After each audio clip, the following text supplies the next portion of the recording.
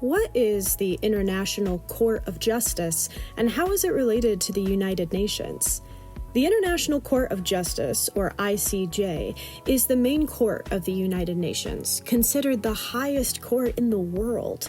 It was established by the Charter of the United Nations in June 1945 and is based in The Hague, the Netherlands. The court settles disputes between states according to international law, otherwise known as hearing contentious cases, and gives opinions on international legal questions referred to it by authorized UN organizations like the General Assembly or Security Council, also known as issuing advisory opinions. The UN General Assembly and Security Council elect 15 judges to sit on the court for a term of 9 years. What kinds of opinions has the ICJ rendered in the past around human rights issues? In 2004, the ICJ ruled that the construction of the wall in the occupied Palestine territory violated numerous human rights laws. In 2007, in the Bosnian genocide case, the ICJ found the crime of genocide had occurred in Srebrenica in 1995, and that Serbia violated the obligation to prevent genocide under the Genocide Convention. In 2024, the ICJ ruled that Israel's presence in the occupied Palestine territory was unlawful under the right to self-determination and the prohibition on the acquisition of territory by force. The court has never been asked to issue an opinion on climate change, and this advisory opinion is the largest proceeding in the history of the ICJ in terms of state participation. What is the process for an advisory opinion?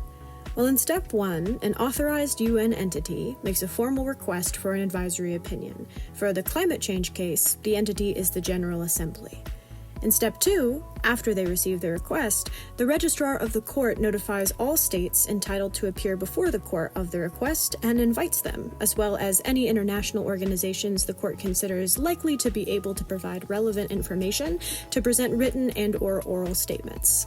Then, in Step 3, states and organizations that present written statements are invited to comment on each other's statements.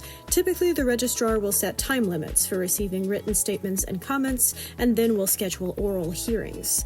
The oral hearings take place in the building you see here, beneath the vaulted ceilings of the Great Hall of the Justice of the Peace Palace in The Hague, where counsel present their prepared remarks before the 15 judges. With over 100 oral statements scheduled over 2 weeks, it is likely that each state or international organization will only speak for a short time.